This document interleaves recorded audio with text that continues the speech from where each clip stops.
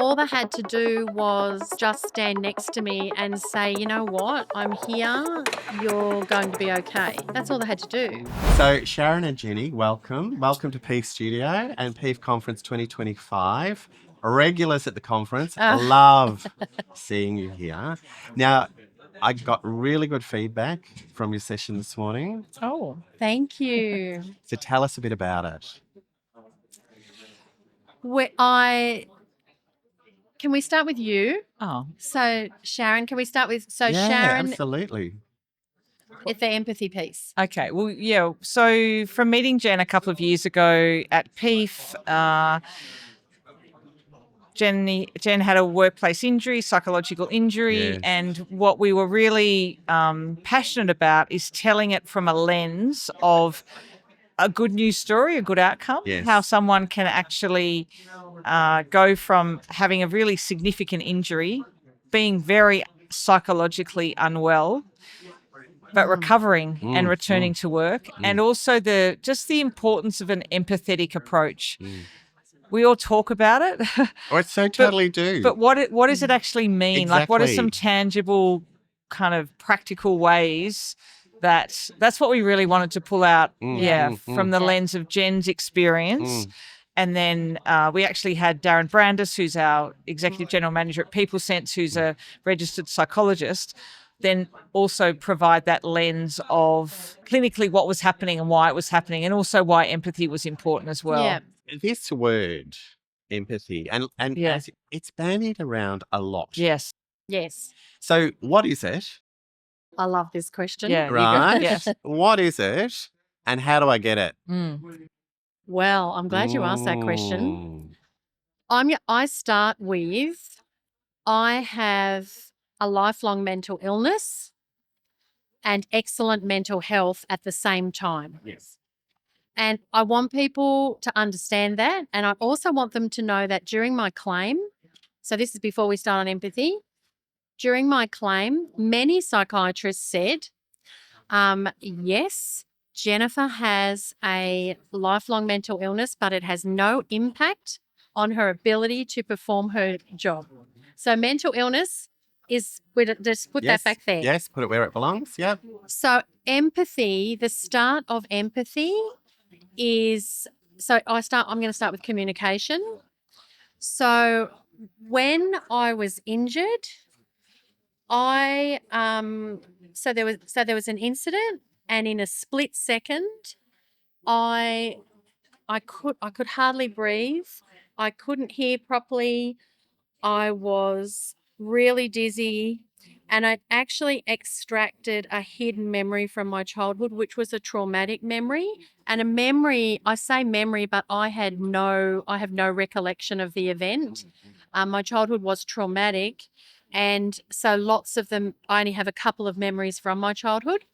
So the memory was so clear that I could nearly see it.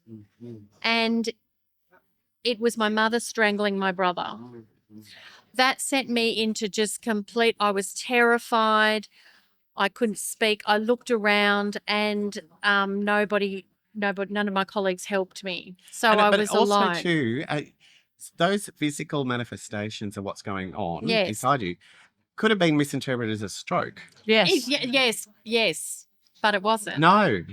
So Yeah. how did that evolve into say, well, hold on a minute, you have a physical manifestation Yes. of a psychological trigger. Actually, yes. Yes.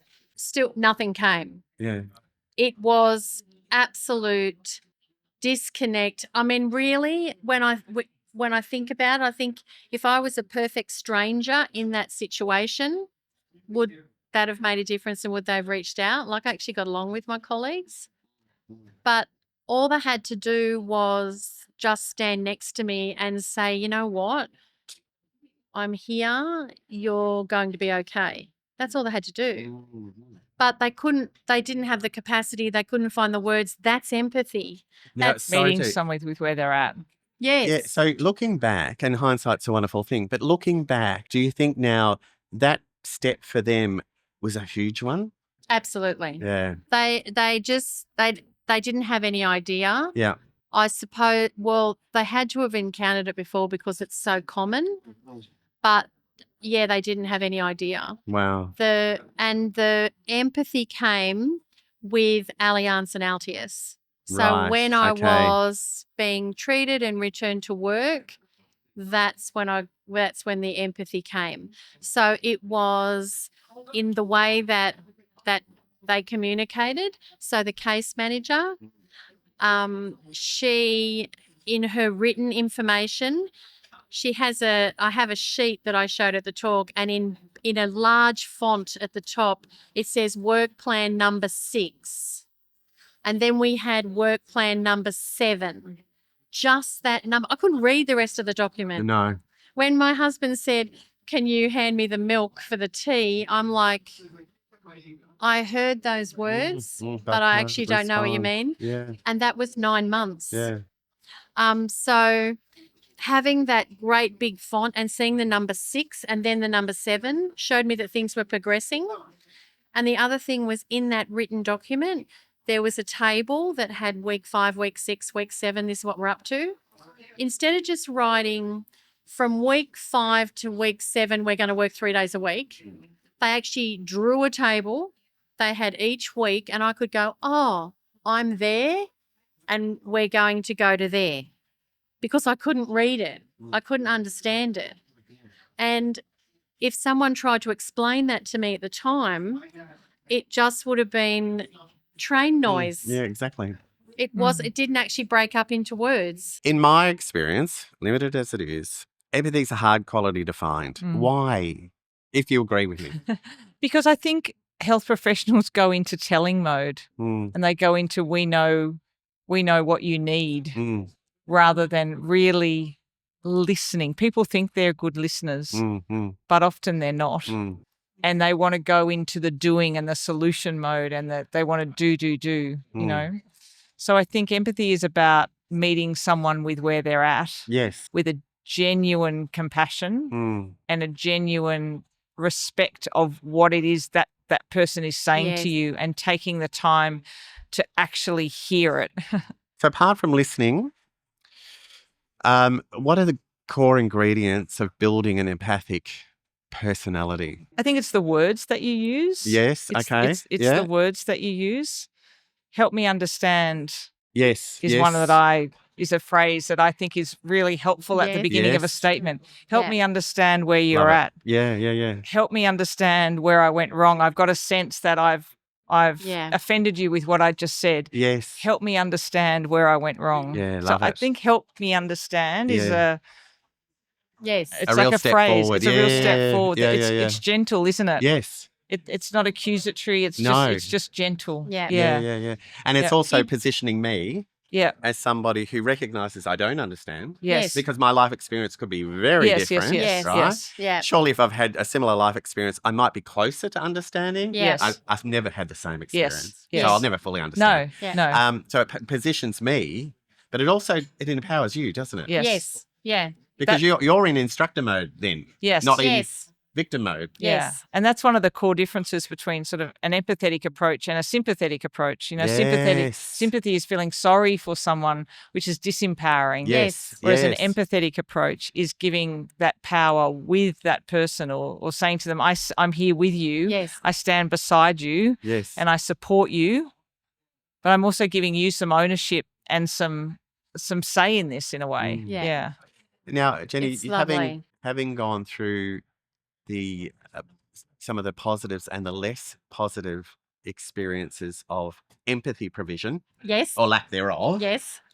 So somebody starting out in that empathy building phase, Yes. right? Because Yes. I think it's a life skill skill. Absolutely. that will develop over time. Yep. Right?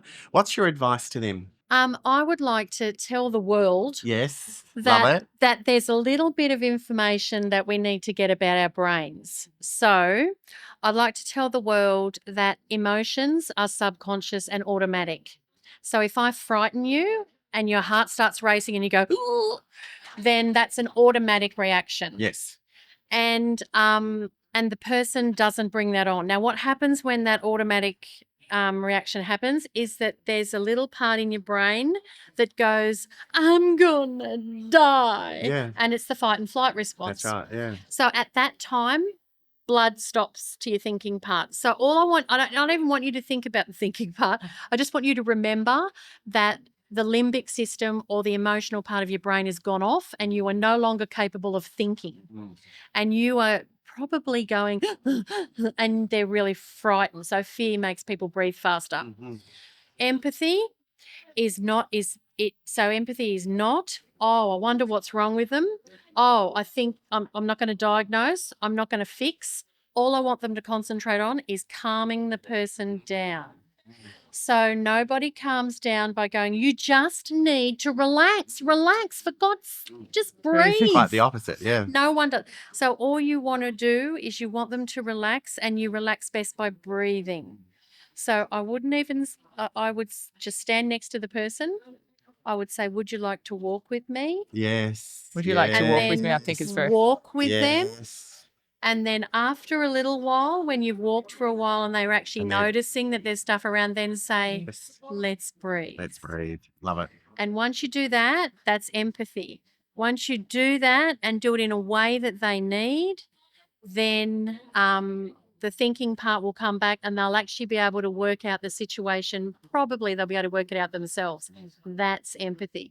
When you're walking, the person might go, I want to talk about it, or they might make weird noises, or they might want silence, or they might go, oh, the leaves are a different colour, or whatever it is, coming. just let them be. Yeah, that's great advice. That's empathy. Well, Sharon and Jenny, it's wonderful to have you participate once again in PIEF, the PIEF conference. And thank you for everything that you've done. And best of luck with all the work that you continue to do. Thank you. Great contribution to the scheme. Oh, thank you. Thank you. And to people and to the building of empathy. It is an honour. It is always an honour. It's good fun, isn't it? And anything that can make the world a better place is worth it. Absolutely. Totally worth it. Thank you both. Thank you.